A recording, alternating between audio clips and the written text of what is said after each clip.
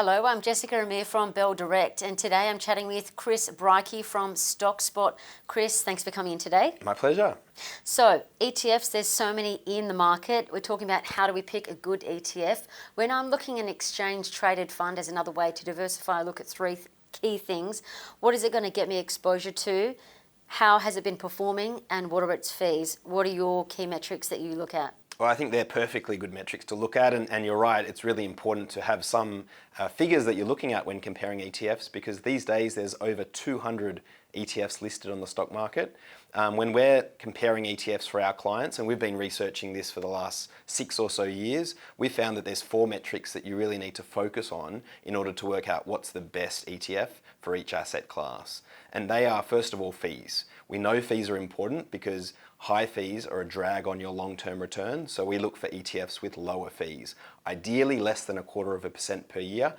For some asset classes, that's not possible, but that's the sort of benchmark that we're looking for. The next one is size. So you want an ETF that has more money under management, and the reason is that some ETFs do shut down, and you don't want to be stuck in an ETF that shuts down. You want to be in one that survives, and the typical size that an ETF needs to get to really ensure its survival is about $50 to $100 million. So unless you're in an ETF of that size, you've got to be a little bit cautious that it may shut down. So size is the second factor. The third one is liquidity. You want an ETF that you can get in and out of easily.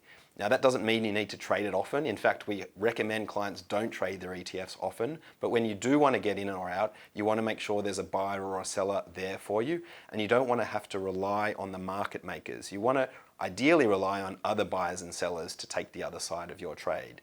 And so liquidity measures how much the ETF turns over in a month. Yeah.